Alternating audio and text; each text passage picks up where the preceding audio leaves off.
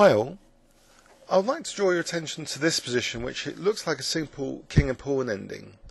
And say your opponent is playing black and they just play king takes h5.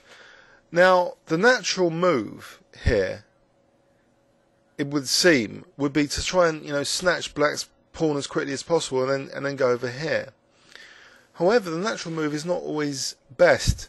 Here in fact, the table base is indicating that the way to draw this position, not lose it, is actually to maintain the opposition with the black king by playing king f5.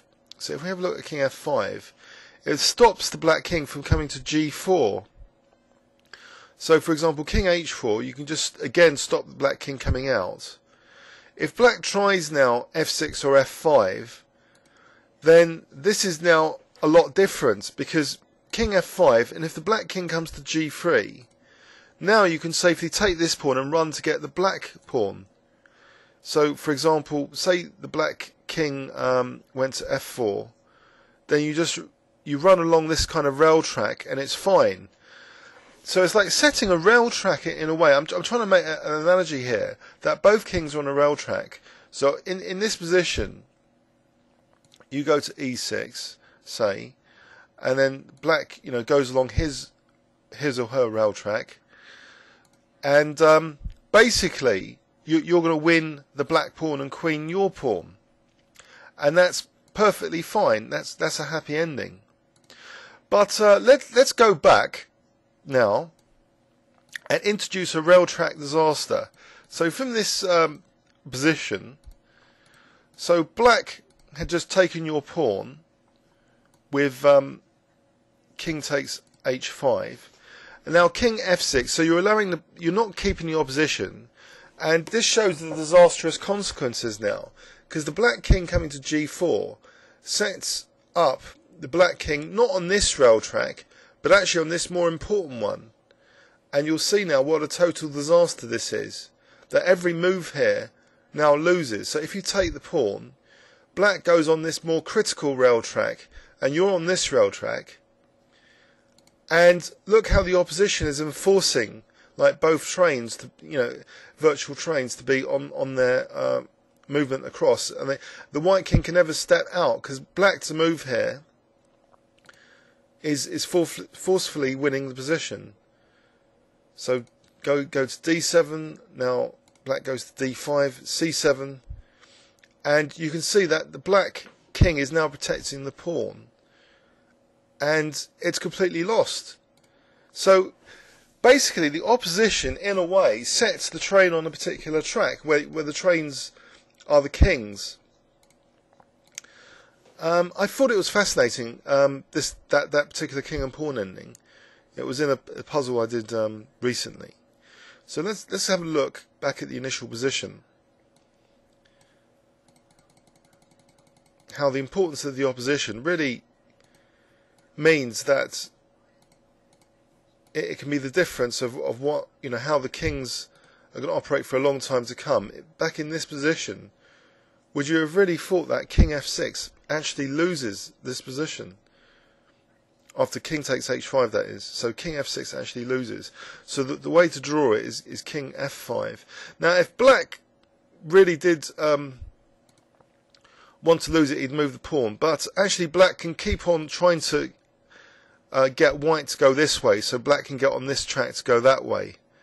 But the way for white to draw it is just to keep the opposition, so king f3. Now if king h2, now here, it's interesting also here that king f2 keeps the draw, whilst every other move loses. But as it goes now, apparently f6 or f6 is still a draw, and f5 loses, which is pretty fascinating. Let's have a look at that. So say the white king goes to f3 now. The way for black to draw this, as we sort of determined that f6 and f5 were losing earlier, but in this particular position, apparently king h2 to g1. So we go to f4, And now, actually, yeah, it's apparently a win for black. Sorry, I'm like making this too clear, because the black king can go like this to try and go for the pawn like that. So it's all losing for white now. So if we go back, just to try and master some of the ideas of this ending, where f6 was all of a sudden possible. So king f2. So apparently black could get away with f6. So how was white drawing this? Well, after king f3, king g1, the way for white to draw and not to lose is apparently the staggering king e4. So nothing else, not king f4, king g3, king g4. It's amazing the precision here that king e4 is the only move. So what is the difference about king e4? And now here, I don't know, this is getting to be really strange, that the way to draw now is either f1 or f2. Okay, let's go to f2, and white plays king d5 to try and keep the draw. So what exactly is going on? And now white must play king c6. And now we can see what's happened. That the black king has got out of the way. So now this pawn can be marched down. So both sides are like queening their pawns. Okay. So there's some fascination in what seems to be a dead simple king and pawn ending with the opposition. It's almost as if it creates a sort of rail track metaphor that if you get on the wrong rail track, you're king. You know, you've had it. So king with black to play here.